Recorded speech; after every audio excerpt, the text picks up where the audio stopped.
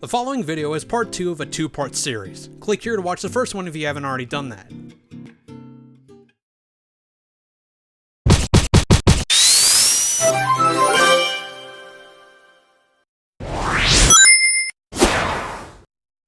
Now that the doing part of the Let's Play is done, now for the laid back, and I mean laid back, part of the process, producing the Let's Play. As said before, you'll have to export the footage into your chosen video editor and do some good old-fashioned editing. Now for most people, editing is a technique that you rarely need in the form of a typical Let's Play. However, and I guarantee you this, learning to edit your content to be more watchable will already make you shoot past most of your competition and have you stand out from the crowd. The first thing you need to learn is the art of syncing, which not a lot of people actually know. This technique is used to help line up your commentary audio and game footage in the editing room, making it a hell of a lot easier than guessing where to put what if your setup doesn't allow an automatic syncing system. As you're recording, before you start the Let's Play, scroll down a menu in the game. As you scroll down, count off the number of selections you pass aloud, like this. 1, 2, 3, 1, 2, 3, 1, 2, 3, 1, 2, 3. With this, the footage is lined up and ready to go, and you can begin checking the video to see if there's any other blemishes that need to be fixed. For the montage makers and the comedic clip show people, then an in-depth understanding of your program and editing itself is required to turn out a decent product. However, the normal channel that just makes Let's Plays, you really don't need some of the fancier tricks yet. The only thing you need to know is when to cut out chunks of the video, what to censor if you get a little raunchy, and the balance of game audio and commentary audio. First off, I think we can all attest to the fact that if someone is failing at the same thing over and over again, we'll all get bored of it eventually. This is when editing comes in to help you out. If in your recording you get stuck in an area and take forever to get out, you can always cut out the part you got stuck and keep people from losing interest. Once you get good enough at editing, you can make an easier transition between a cut and make it humorous, working the slip up to your advantage. Even glitches in recording, whether it be game or audio, can be flipped around to make a humorous segment and keep people in a positive mood, rather than forcing them to watch the endless cycle of missing a crucial jump. If you aren't used to it, again, you may find it annoying to comb through footage looking for any blemish and figure out some way of fixing it, but if you put in the time to perfect your videos, it'll shine a hell of a lot more than the rest of the crowd. And that general topic brings us to our fourth and final segment. Everything that comes afterward is quite literally everything. So you've recorded your Let's Play, you shine it all up with some fancy effects and are ready to upload it for everyone to watch. However, this is nowhere near the end of the trail. First comes general presentation. Now this is where a lot of YouTube is divided on style, but what follows is an opinion of mine that would probably help you in terms of reputation. First is the title and thumbnail of video.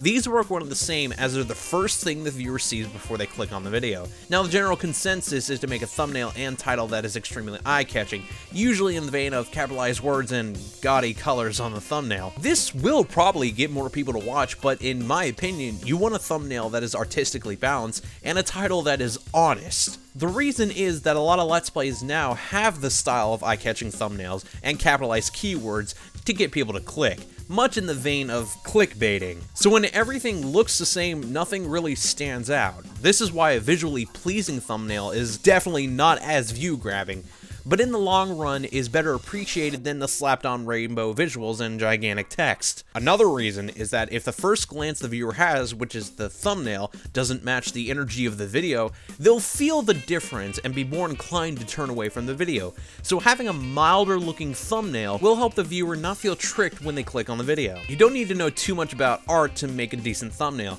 All you need to do is to keep important information in a good view, have an actual background, be it from scratch or from Google, and if you can help it, a visual representation of yourself somewhere around the sides of the thumbnail to give both the art and the video a distinct signature. Now for the side of analytics. This is where things get a bit complicated. Now, look at your sub count. Look at it. Keep looking at it. You got a good look at it? Alright, good. Because throw it out, it doesn't matter. Now for the bigger channels, having a sub count is a good way of gauging your audience size and whether you should keep your production at the level it's at or see if you can improve in some way. But the specific number of subscribers you have has almost no bearing on your performance. The reason that the sub count isn't a good representation anymore is the phenomenon of sub for sub, subscribing out of courtesy, or simply the sad case of inactive subs. With the first two, while in some cases it's done for good intentions, in most cases it causes the actual sub count to be less and less reliable the more it happens. The real important numbers are your view count and view duration. For instance, my own channel broke 300 subs recently. The reason I'm not celebrating it is that my average view count is very pathetic and my view duration is a problem. These are the numbers you need to be aware of to improve your channel, not the sub count. Of course, sharing and spreading your videos helps boost the view count number, so that's easy to rectify.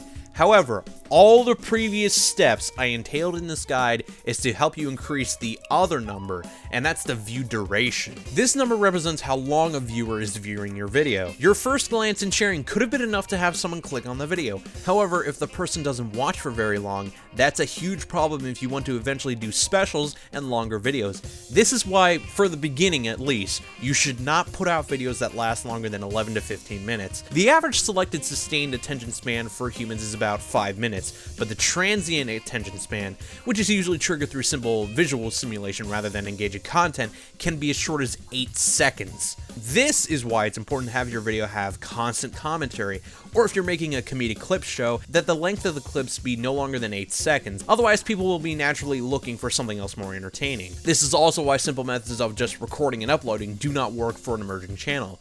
Channels like Game Grumps and Achievement Hunter can do longer videos, since they already have well-established fan bases.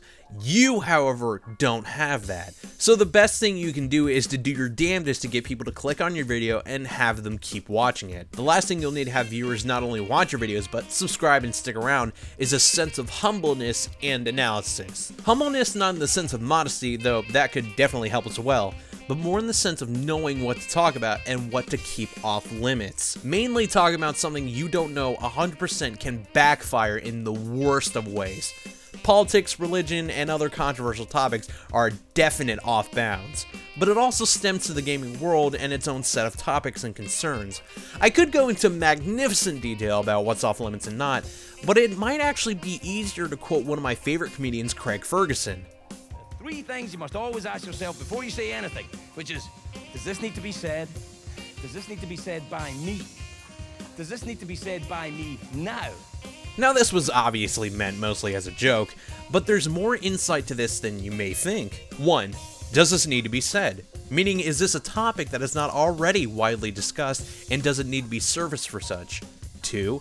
Does this need to be said by me? Meaning, am I the person who is appropriate to talk about such a thing, or is my personal input more viable than others?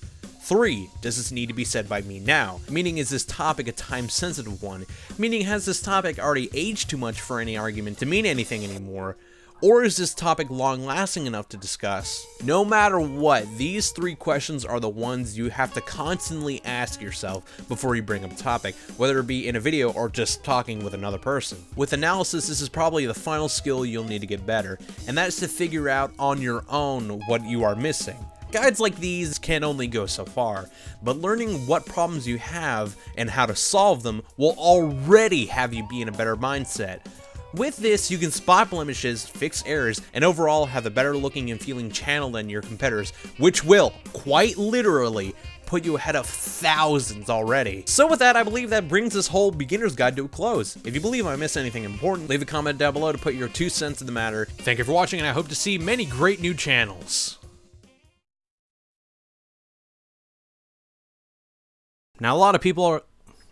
Really? The second goddamn sentence. Since that's the first thing you'll need to do before even getting off your feet and buying the most expensive stuff is a selfie health evaluation. Is a healthy self... Oh my god. Is a healthy self-eval... However, for the creator, the videos are... They come in many shapes, sizes... but be limited when it comes to other consoles. Now you're about 200 ducks down...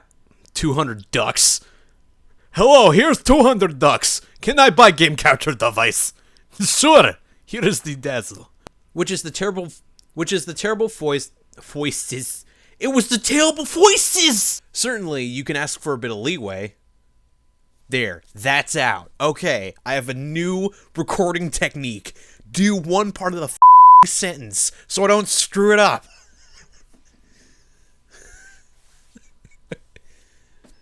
Well, I'm gonna be keeping that clip, which will cause your commentary to deteriorate if you aren't used to it yet. I cannot believe I got deteriorate out on the first go. This is... Alright, okay. Can't do why. I can do deteriorate. Like this. 1, 2, 3. I'm not gonna... Let's load up a game and do a presentation. It's not like I have 15 of these things I can use. What's the deal with that? What's wrong with me? Have an actual background, be it from scratch or from Google. Be it from scratch or Google. Google. You ever been to Google?